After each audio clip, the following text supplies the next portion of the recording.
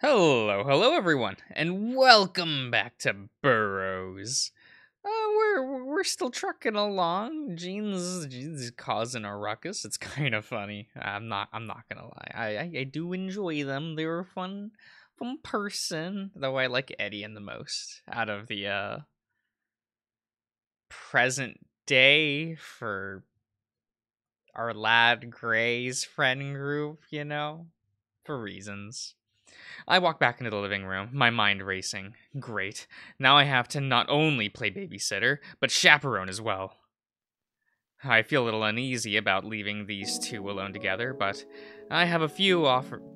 How's the level? Okay, sorry. I was like, whoa, that was. I had to adjust the audio a bit. There we go. Sorry. But I have a few offers already lined up on how to spend the day. What should I do? We kind of do have to spend our time with Ken and friend, It doesn't feel right to leave Ken alone here, especially not with Jean being on the prowl. Seriously, what is it with that ne'er-do-well and trying to cozy up to straight men? Does he have a death wish? Maybe he's feeling emboldened after surviving a night with the killer cop. That would feel pretty validating. No, we're not doing this again. No more secret flings. I knock on Ken's door and it opens almost immediately. At least he's dressed this time. Hey!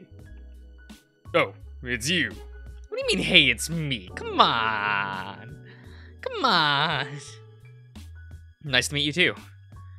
Sorry, I was kind of expecting, Babette. I'm not getting used to this name. It's not gonna happen. Based on what? Move. I push past him and he groans, shutting the door behind us. What? That's a hot piece of ass. Trust me, it's not. Look, just because we got a little close yesterday doesn't mean I'm not in the chicks anymore. Our group's been a sausage fest ever since we met. It could be nice to have a female point of view on things.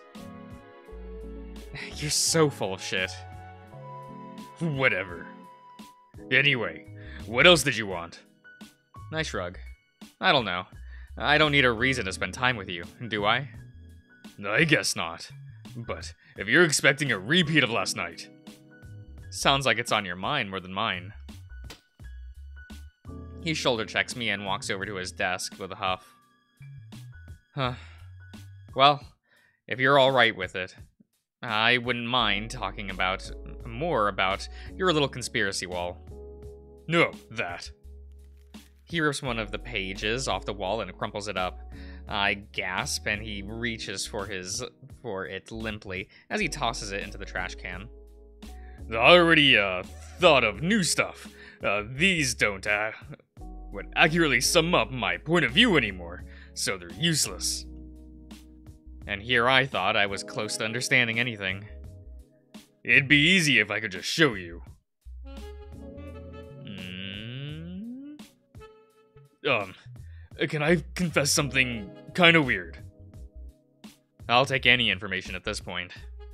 Well, last night, I kinda saw some stuff in my dreams. Stuff that sounded like what you were describing to me yesterday.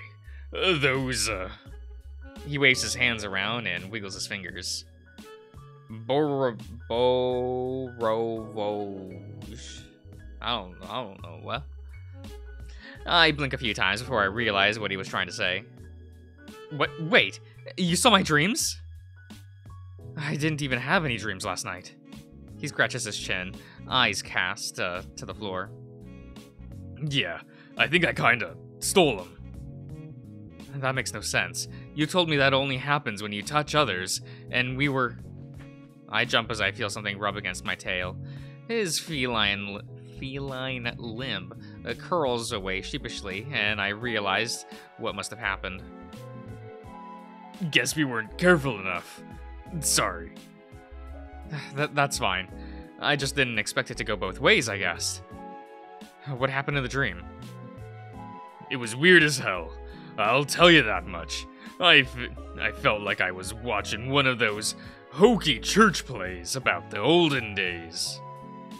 Like you said, I was sort of an ancient warrior. Though I wasn't a possum, I was still me, just fancier. Uh-huh. I had more jewelry on, and somehow less clothes. Felt tribal. Something you'd see in a museum. I guess panthers are originally from the Amazon, so maybe it was a past life of mine or something.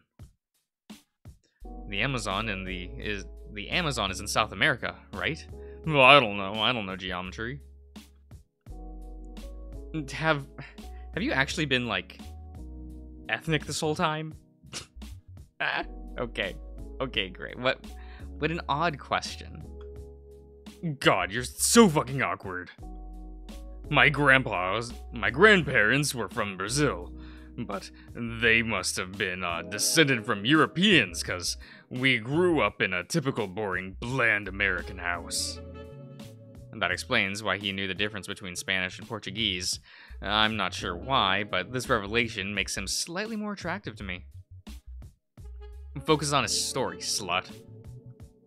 So, what else happened? It's hard to remember exact details. Like you said, we were with a group of other people. Their faces were blurred out, so I could only guess their species. One of them was definitely some kind of bird. Built as fuck, too. See? It's him. Ask him about the bird. Oh, hush. We should ask about the bird, though.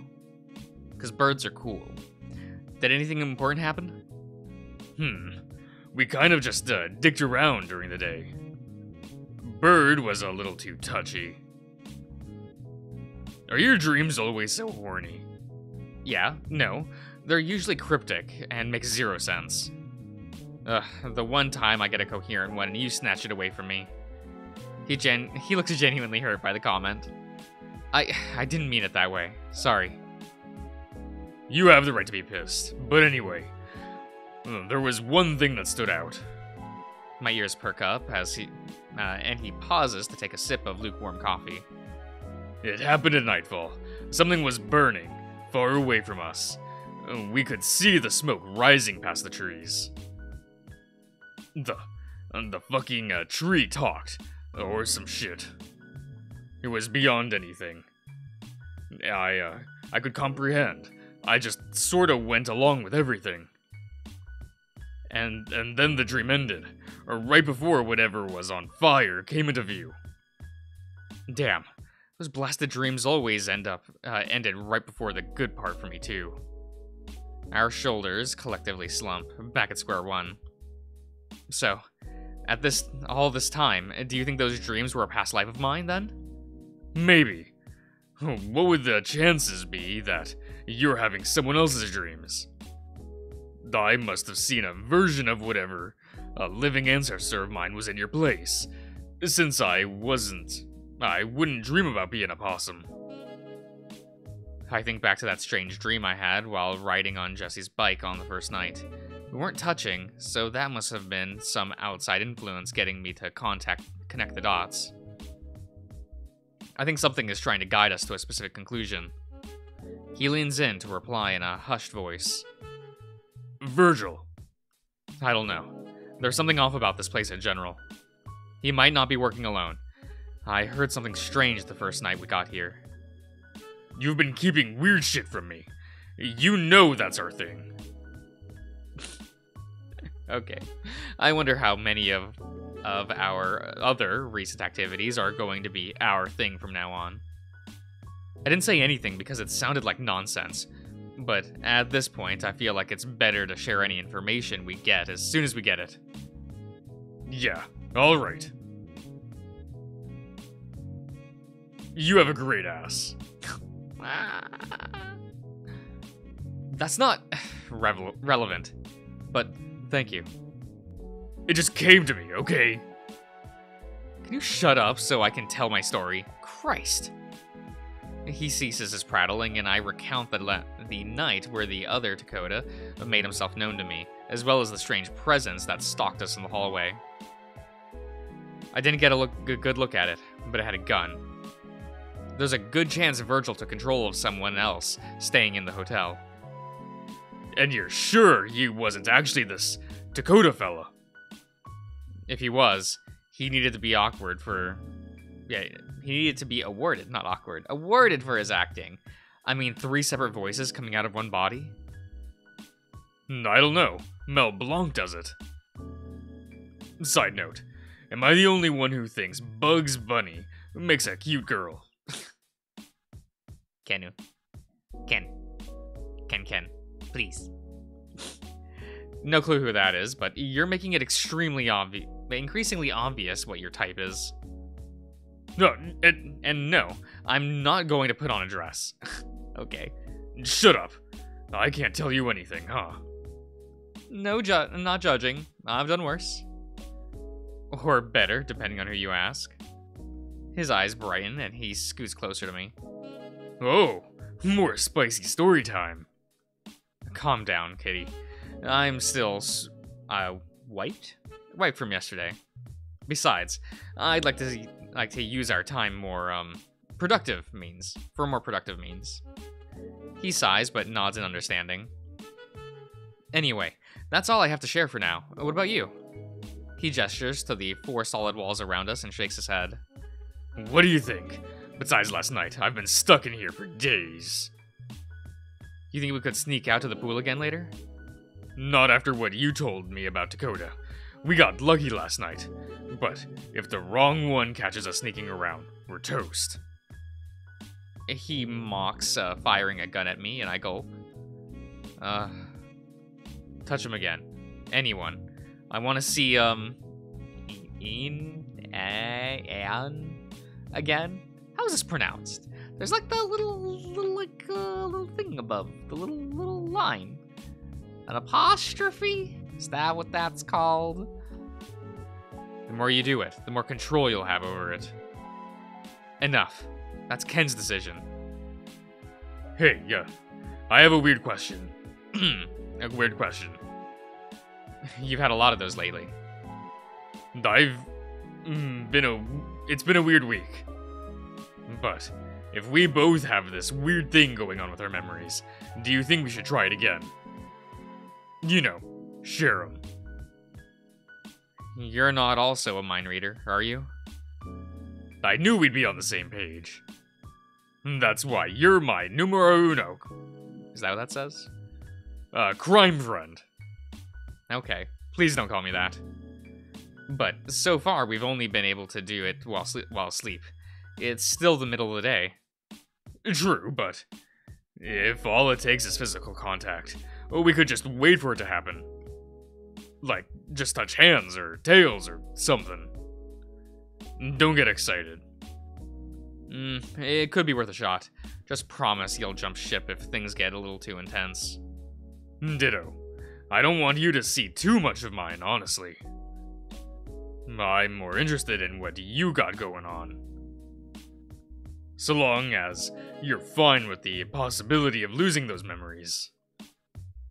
Memories are all I have left of them. I never remember those dreams anyway.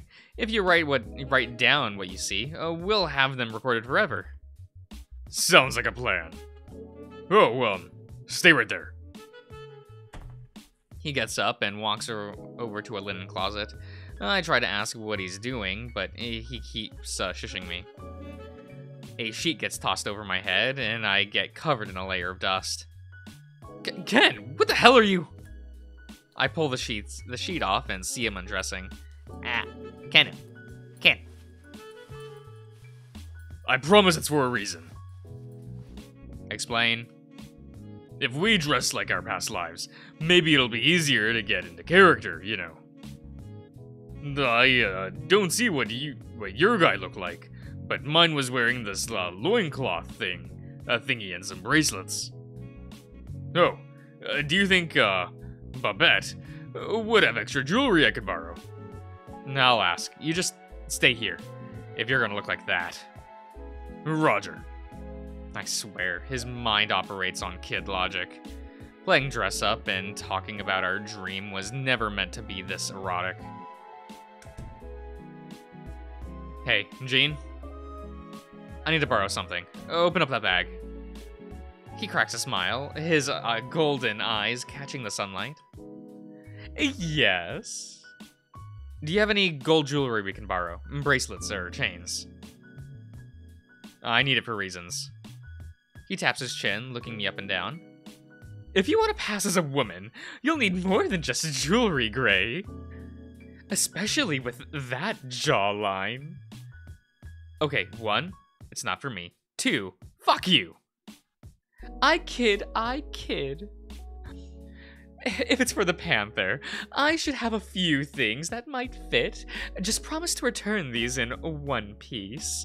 Most of my beauty kit is still back home. Though any accessories broken in the heat of passion are a worthy sacrifice, if that's what you're... No, not letting you finish that thought. He grumbles and starts rummaging through his bag. I swear I hear him dump out what sounds like an entire jewelry store before returning with my request. These should stretch enough to fit around his girthy wrists and neck. The elastic will wear out, so don't play around too hard. Thanks. Wait, what's this? I pull out a thin glass pot with a metallic substance inside. Oh, that's a liquid gold pigment. I figure it could suit his fur color. That stuff doesn't grow on trees, though, so keep it light. I don't know how you manage to be both selfish, selfless, and selfish at the same time. Yes, I'm a generous queen. Now, be off with you. I have a stack of fashion magazines to flip through. I return to Ken with my prizes in hand. Hey, I got the... Oh. He stands proudly wearing a very convincing replica of tribal clothes, though from what era I couldn't say. Damn, she has a lot. What do you think? He does a 360, and I nod approvingly. I'm impressed he remembered this many details from a single dream. If detective work didn't pan out, you could always become a tailor. Ugh, my dad was a tailor. No thanks. Guess that's where he got his eye for detail from. I hand over the goods, and he carefully adorns himself with metallic ornamentations. Jean was right. Gold really flatters his dark fur. He looks like he stepped out of a painted recreation of a past civilization. He's just missing one thing. What's that? Hold still. All right. He doesn't need much. Just something to show he's royalty. Don't blink. It needs to dry. Yeah. Blow it then. Blow on him then. You put it on my lips. Stop your waffling. It looks good. After some struggling, the pigment dries and he runs to the bathroom mirror to see my handiwork. Damn, not half bad, Gray. I couldn't see my face in the dream, but this feels right. Glad you approve. Now it's my turn. Like him, I'd never seen my doppelganger's visage in any of my past dreams. I distinctly remember being covered by a hood and having a staff. There was elaborate woven leather under my cloak, but there's no way we can recreate that with sheets. I'll just have to forego that and make the undergarments I remember him sporting while we'd swim. Ken, do you think you could make me another one of those? Just closer to a pair of trousers, and without the long bit in the front. Any other demands?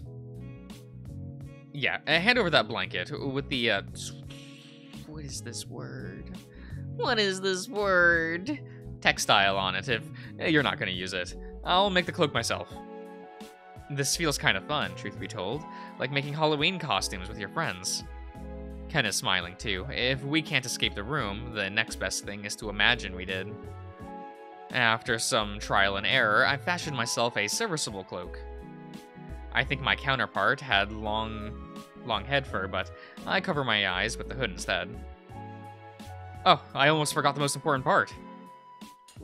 I grab a broom from the bathroom and unscrew the bottom to leave me with just the wooden rod. He always carried a walking stick. It was named something, but I forgot what. Your tongue can't pronounce it. My tongue can't pronounce things. Sick. You look like a proper wizard or some shit. I pull off my pants and slide into the bespoke trousers. They look like some weird cloth diaper until he tightens the waist and tugs the leg holes down. Oh, okay. I groan as they ride up on either side of my crotch. I did my best. Ah, we're a white mage. I see. I'm starting to wish I was a nudist. I'm starting to wish I was a nudist in the past life. We stand there awkwardly looking at each other's costumes. He knows where I'm looking, and he turns to make it easier for me. You're such a little freak. You were looking too. How did anyone get shit done dressed like this? My thighs are already chafing. You're telling me you've never put on just chaps with no pants? What I do with my chaps stays between me and God. So that's a yes. Anyway, let's get this shit over with before someone sees us. Ethel? We nod and sit on the ground in front of him. Oh, I nod and sit on the ground in front of him, using my staff the way I imagine my ancestor might have. Was it a conduit for magic? I remember hearing bells whenever... Oh, okay. Whenever he'd walk with it. I pointed at the wall and focus as hard as I can. Bang. Maybe he used it to like a bow staff. I try whirling it around and making whooshing noises. Treat it with respect. Sorry. Nothing. Let's start. Alright. I take it you've never done tantric stuff before. Not that kind. Meditation. Oh, no. Try to shut out everything else around us. Just focus on breathing in my voice. I nod and he holds his hand out towards me. Okay. Why do you know about meditation anyway? Doc. Ah. No more questions. Just do what I say. And try not to fall asleep. Alright. Wait, don't they want to fall asleep? Wouldn't that be better? Questions. I take his hand and close my eyes. His grasp softens and his fingers gently, circle my palm. Ethel? Ethel? What are we doing? Where are we going? My breath slows as I shut everything else out. I focus on his touch, our breathing, the sound of the wind outside. His fingers rub my palm over and over again. He's done this before. Am I ready for this? Am I really his first? Did Doc really teach him this? Soon, I can start to see the outline of his body, even with my eyes closed. I open my mouth to speak, but stop myself. I can feel his intentions even without speech. He's going to begin now. My body tenses up as I suddenly feel cold. The sensation of losing blood and going numb washes over me. Something vital is being drained.